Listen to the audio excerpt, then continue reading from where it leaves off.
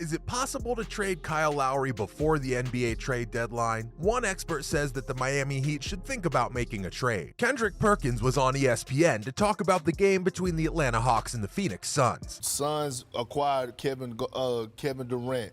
Then you had the Mavs. They went and got Kyrie Irving. They have to win a championship this year. Right. Chris Paul is not getting young. He's the same. They made a move. They gave up Mikal Bridges. They gave up Cam Johnson, 4 first-round picks. You leave again, and you're going to join Devin Booker and Chris Paul. And you're telling me? The former big man said that Lowry and the Heat are not on the same page. Then he said that the Los Angeles Clippers might be a good place for the veteran guard to go. Perkins is known for speaking in a casual way, so it's hard to tell if he was giving inside information about Lowry or just referring to news stories from the past. Lowry seemed to complain about his role in the Heat's offense in October. I mean, there's always concern, right? There's always concern on how the game went about. But we get better, move on to the next situations. They came on, they played better than us tonight, do what we wanted to do tonight. Can't dwell on too much, let it hurt, let it stay, move forward, stay positive because we still have another game in, one day.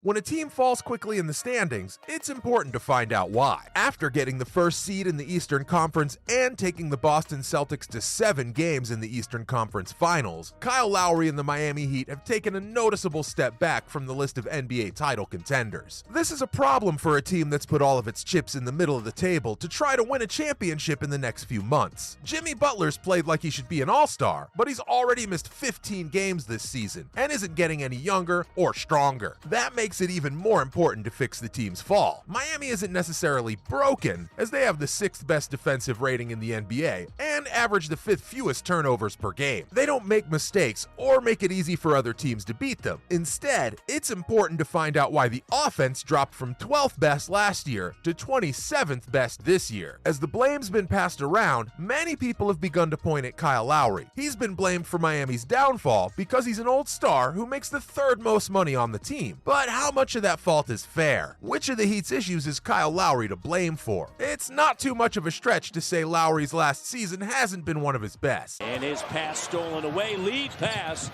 Powell, great catch. Here's Kyle. Lowry puts it up. 22 last night. He's averaging 22.7 on the season. He's 7. Gone are the days when the Toronto Raptors were known for their strong drives into the lane, clutch three-pointers, and strong defense. Since he isn't as athletic as he used to be, Lowry's taken on a more supporting role for Miami. He only takes the 6th most shots for the Heat, and it's not because 5 offensive players are better than him. Lowry's average three-point percentage is the worst it's been since he was 23 years old. His career free throw rate is the 3rd lowest of his career, and his average assist rate is the 5th lowest. With his ability to hit threes and get easy points at the line getting worse, he's making less of his usual driving scores, pull-up jumpers, and smart passes. Kyle turns the corner, drives, got it! Thing I ever see you put down is water or green tea. Oh! Corner and a big defensive board there. Lowry sees an opening, finds Ibaka plus the foul. Surge. Shot clock down. Kyle's going to have to put it up. Step back. Rain. Lowry is giving the Raptors a vintage performance when he does something he used to do easily. Lowry's defense is also not as good as it could be. In fact, the Heat's defense is almost 2 points better when Kyle Lowry isn't on the court. Even though Lowry never had the right size or speed for his position, his core strength made him a good defensive player. Lowry isn't as much of a game changer for the Heat as he used to be. He has less of an effect on defense and is even more of a problem on offense. This is a problem because of how much money he makes and the role he was supposed to play on the team. Well, which of the Heat's problems have nothing to do with Kyle Lowry? The silver lining, at least for Lowry, is that Miami's fall from the top of the Eastern Conference is due to more than one thing. Even though he is part of the problem, he's not the only thing that's kept the Heat from doing well this year. Lead pass, Kyle. Pascal! Oh, what a connect! Lowry, lead pass. Davis, there it is! Raptors is shooting nearly 75% here in the quarter. Kyle, and the foul! Great pass to Kyle plus the foul.